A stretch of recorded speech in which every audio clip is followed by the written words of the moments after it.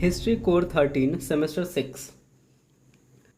University के exam में पूछे जाने वाले में से सबसे इंपॉर्टेंट क्वेश्चन नंबर 6, मध्य पूर्व में तेल की राजनीति पर प्रकाश डालिए।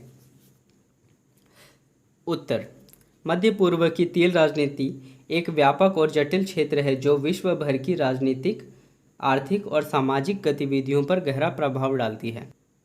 इसका इतिहास लगभग एक सदी से अधिक समय का है और इसके दौरान कई महत्वपूर्ण घटनाएं और संघर्ष घटित हुए हैं। यह क्षेत्र दुनिया के तेल और गैस संग्रह का मुख्य स्रोत है और इसकी राजनीति न केवल क्षेत्रीय स्तर पर महत्वपूर्ण है बल्कि विश्व स्तर पर भी है।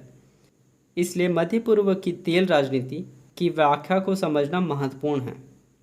वैश्विक भू राजनीति और अंतर्राष्ट्रीय संबंधों को महत्वपूर्ण रूप से आकार दिया गया है। यह व्यापक अवलोकन क्षेत्र में तेल के आसपास के ऐतिहासिक संदर्भ, प्रमुख घटनाओं और भू राजनीतिक गतिशीलता पर गहराई से चर्चा करता है। अगला हेडिंग है खोज और दोहन।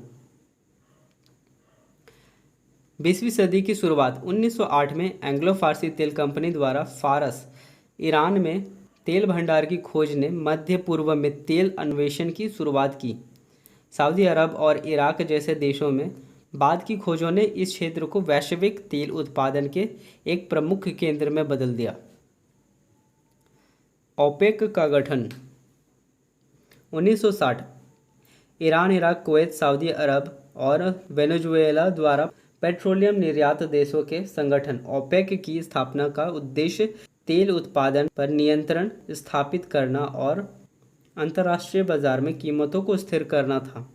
ओपेक का गठन तेल राजनीति के इतिहास में एक महत्वपूर्ण मील का पत्थर साबित हुआ, जिसने सदस्य देशों को वैश्विक ऊर्जा वार्ता में अधिक लाभ प्रदान किया। नेक्स्ट हेडिंग, भू राजनीतिक तनाव, अरब इजराइल संघर्ष। 20वीं सदी के अरब इजराइल युद्धों में मध्य पूर्व में भू राजनीतिक तनाव को बढ़ा दिया, जिसमें तेल समृद्ध क्षेत्र अक्सर क्षेत्रीय प्रभुत्व के लिए युद्ध के मैदान बन गए।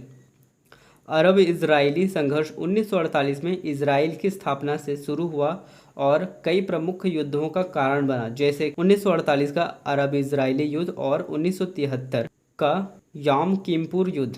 1973 के युद्ध के दौरान अरब देशों ने तेल निर्यात पर प्रतिबंध लगाकर वैश्विक तेल संकट पैदा किया, जिससे तेल की कीमतें बढ़ गईं और भू राजनीतिक तनाव गहरा हो गया। अगला हेडिंग है ईरान इराक युद्ध 1980 से 1988। ईरान इराक युद्ध 1980 से 1988 तक चला और यह सीमा विवाद और क्षेत्रीय वर्चस्व के संघर्ष के कारण हुआ। युद्ध में लाखों लोग हताहत हुए और रासायनिक हथियारों का व्यापक इस्तेमाल हुआ। अमेरिका और सोवियत संघ ने अपने हितों के अनुसार दोनों पक्षों को समर्थन दिया। 20 अगस्त 1988 को संयुक्त राष्ट्र की मध्यस्थता से युद्ध समाप्त हुआ, लेकिन क्षेत्र में स्थायित्व नहीं आया। अगला हेडिंग है खाड़ी युद्ध 1990 से 1991।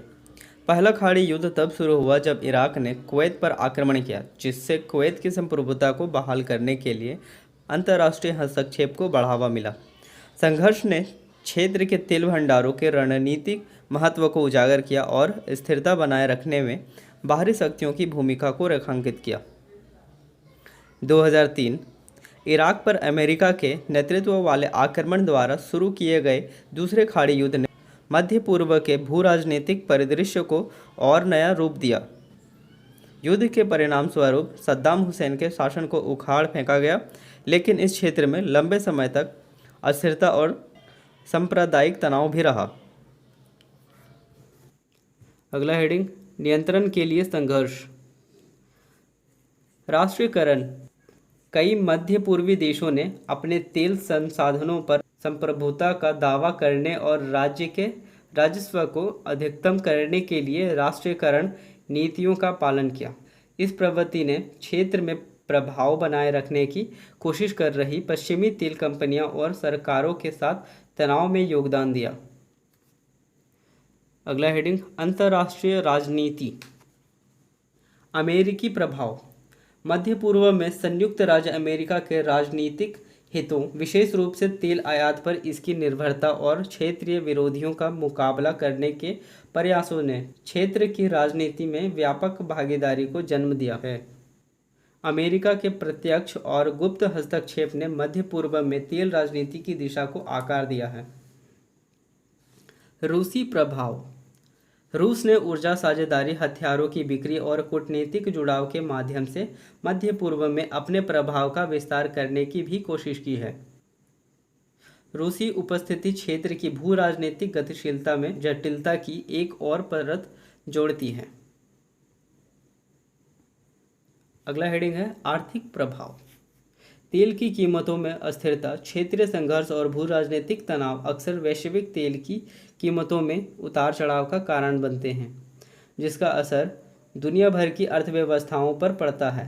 तेल की कीमतों में उतार चढ़ाव वैश्विक ऊर्जा बाजार की परस्पर संबद्धता और मध्य पूर्व में भू राजनीतिक घटनाओं के प्रति अर्थव्यवस्थाओं की संवेदनशीलता को रेखांकित करता है। विविधीकरण के प्रयास।